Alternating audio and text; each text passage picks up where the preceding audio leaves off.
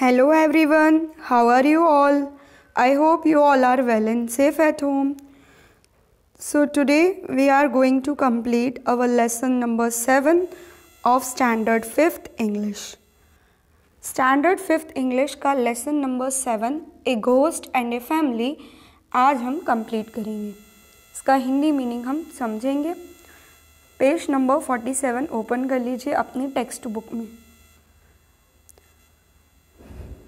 ये एक स्टोरी है एक घोस्ट, एक भूत के बारे में और उसकी फैमिली के बारे में. एक फैमिली, एक परिवार रहता है और एक भूत रहता है.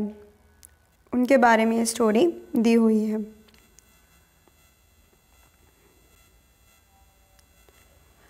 सबसे पहले 2 क्वेश्चंस दिए हुए हैं आपको. Do you fair going in the dark? क्या आपको अंधेरे में जाने से डर लगता है? यस और नो में आंसर करना है और वाई का आंसर देना है. क्यों? हाँ यदि हाँ है आपका आंसर कि लगता है तो क्यों लगता है, और नहीं लगता तो क्यों नहीं लगता है. डार्क का मतलब होता है अंधेरा, फियर मतलब डर. इसके बाद आते हैं चैप्टर की रीडिंग पर और पैराग्राफ बाय पैराग्राफ हम इसे समझते जाएंगे. A retired soldier wanted to settle down in a small town. There was only one house for sale. It was told that a ghost lived in the basement of that house. It loved to scare persons who came to live in it. As a result, most people were unwilling to buy that house. However, the soldier bought it at low price. His family came to live there. It had 4 members, his wife, son, daughter and the soldier himself. चलिए समझते हैं. एक retired soldier था, एक सैनिक की बात कर रहे हैं जो रिटायर हो चुका था, अपनी ड्यूटी से मुक्त हो चुका था, सेवानिवृत्त. एक पर्टिकुलर एज के बाद आप अपनी जॉब से रिटायरमेंट ले लेते हैं. तो वो जो आदमी था वो कौन था? एक सोल्जर था, एक सिपाही सैनिक था. Wanted to settle down in a small town, और वो एक छोटे से नगर या कस्बे में बसना चाहता था, मतलब अपनी फैमिली के साथ कहीं रहना चाहता था. और जिस टाउन में वो रहने की बात कर रहे हैं वहाँ पर सिर्फ एक ही घर था बिकाऊ, जो बिकाऊ था, सेल के लिए था, जो वो खरीद सकता था. वहाँ और भी कोई घर वहाँ पर नहीं थे जो वो खरीद सके. It was told that a ghost lived in the basement of that house. और ऐसा कहा जाता था कि उस घर के बेसमेंट में एक भूत रहता है, कि भूत रहता था वहाँ पर. बेसमेंट का मतलब होता है किसी भी बिल्डिंग में नीचे की साइड ग्राउंड लेवल पर एक कोई रूम होना या तलघर होना.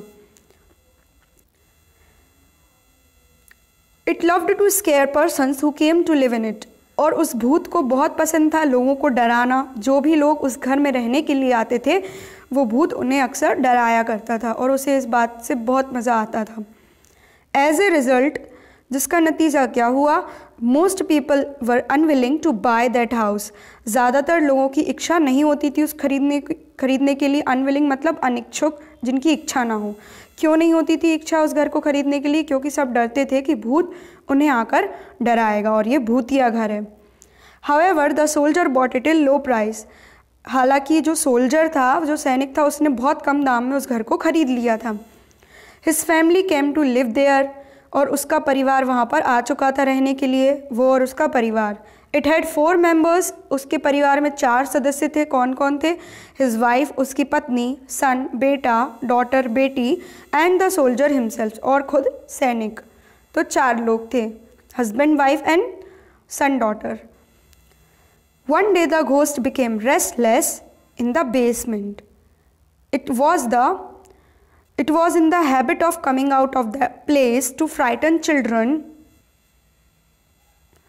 and lonely women. The people in the town said so.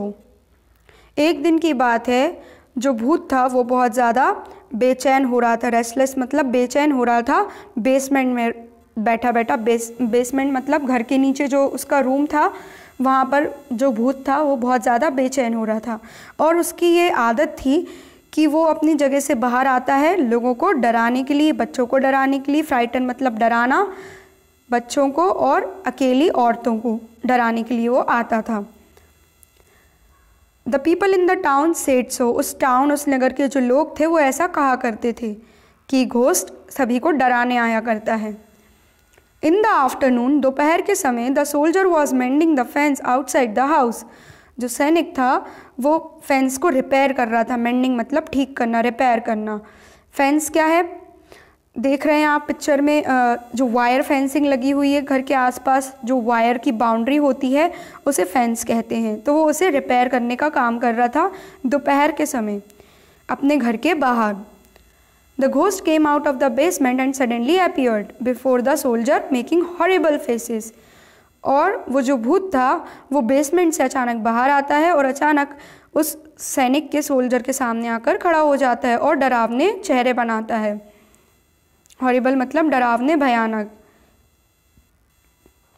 इसके बाद नेक्स्ट पेज पर आते हैं, 48 page number. The ghost shouted, "O foolish man, I shall eat you up if you don't leave this house at once." He ha ha हा, इस तरह से ghost चिल्लाता है, बोलता है, ओ बेवकूफ़ आदमी, मैं तुम्हें खा जाऊंगा यदि तुमने इस घर को तुरंत नहीं छोड़ा तो। एट वंस का मतलब होता है तुरंत या अभी। फूलिश मतलब बेवकूफ़, शाउटेड मतलब चिल्लाना। तो वो हंसने लगता है, ही हा हा करके हंसने लगता है। The soldier remained firm and bold, keeping calm, he said, और जो सैनिक था वो वहीं पर मजबूती और बहादुरी से डटा रहा और अपने आप को शांत रखते हुए वो कहता है, डोंट डिस्टर्ब मी, मुझे डिस्टर्ब मत करो, लेस्ट you should be in trouble, नहीं तो तुम ज़रूर मुसीबत में आ जाओगे। ट्रबल मतलब मुसीबत, परेशानी। Me in trouble, see my sharp big teeth, वो क्या कहता है, मैं और मुसीबत में, इस तरह से पूछता है घमंड करके, मैं और मुसीबत में, ऐसा हो ही नहीं सकता, देखो मेरे कितने नुकीले बड़े बड़े दांत हैं। The ghost opened its mouth wide, उसने अपने मुंह को चौड़ा करके खोल लिया भूत ने, उसे डराने के लिए। It smelled so bad that the soldier had to turn his face aside, और उसके मुंह से इतनी ज़्यादा गंदी बदबू आ रही थी कि उस सैनिक को अपने चेहरे को दूसरी तरफ मोड़ना पड़ा, टर्न करना पड़ा। The soldier hammered him on the head, और सोल्जर ने उसके हेड, उसके सर पर हैमर्ड कर दिया, मतलब हैमर या हथौड़े से मार दिया, उसे चोट पहुंचा दी भूत को। द घोस्ट फेल्ट वेरी डिजी, और घोस्ट को कैसा महसूस हुआ, बहुत चक्कर आने लगे, डिजी मतलब चक्कर। And reaching basement was not so easy, और चक्कर खाते खाते उसके बेसमेंट तक पहुंचना उसके लिए आसान बात नहीं थी। The ghost thought the soldier was too hard to scare, भूत सोचता है कि सोल्जर को डराना बहुत मुश्किल है। His wife would be an easy prey, इसकी जो पत्नी है वो मेरी आसान शिकार बन जाएगी, आसानी से मुझसे डर जाएगी। प्रे मतलब शिकार। He went to the kitchen where she was grinding chillies, इसलिए वो कहाँ जाता है, किचन में, रसोई में जाता है जहाँ पर उसकी जो वाइफ थी सोल्जर की, वो मिर्चियों को पीस रही थी। The ghost suddenly appeared before her and shouted, भूत अचानक से उसके सामने आता है और चीखने लगता है ज़ोर ज़ोर से, O foolish women, I shall devour you if you don't scoot at once, hee ha ha हा।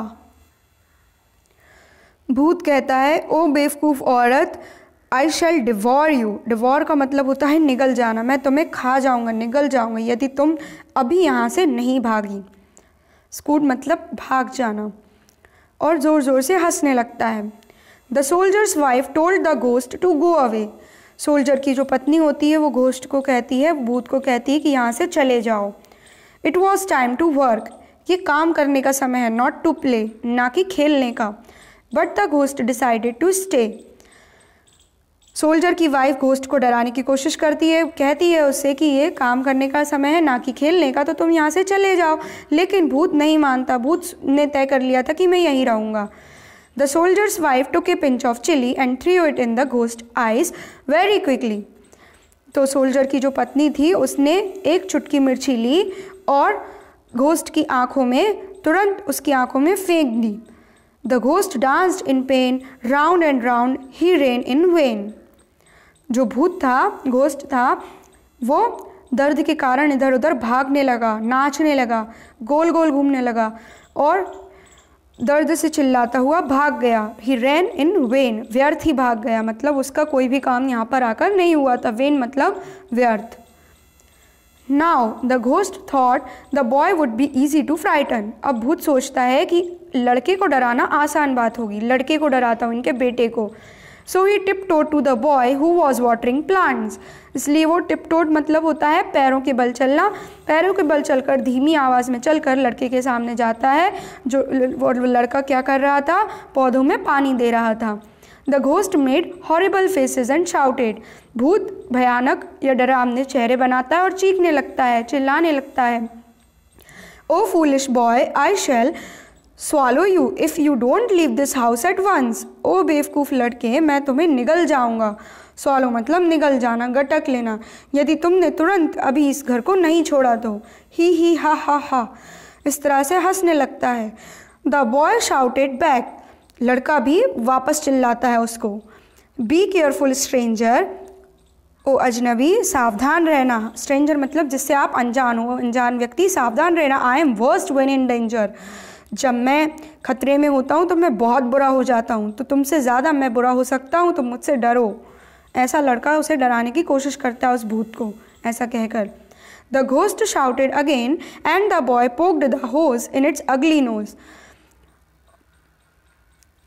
The ghost shouted again. अब जो घोस्ट होता है भूत, वो भी वापस से चिल्लाने लगता है। तो लड़का क्या करता है, उसकी गंदी सी नोज़ में, उसकी बदसूरत नाक में, होज मतलब नली, पाइप को पोक कर देता है, चुभा देता है, पाइप को लगा देता है नाक में, उसे परेशान करता है। The ghost sneezed and gargled and thrice he tumbled. तो इसके कारण क्या होता है, घोस्ट को स्नीजिंग होने लगती है, छींक आने लगती है। घोस्ट छींकता है और गरगल करता है। गरगल का मतलब होता है गरगर की आवाज़ निकालना, गले से गरगर का साउंड निकालना। और तीसरी बार में, पहले वो छींकता है, फिर गरगल करता है, फिर तीसरी बार में वो लड़खड़ाने लगता है। टम्बल मतलब लड़खड़ाना, उसे ठीक से चलते नहीं बनता। ही रैन टू द बेसमेंट। वो दौड़कर बेसमेंट में अपनी रहने की जगह पर जाता है। देयर, वहाँ पर ही शिवर्ड एंड कॉट कोल्ड। वहाँ पर वह कपकपाने लगता है और उसे ठंड पकड़ लेती है, ठंड लग जाती है।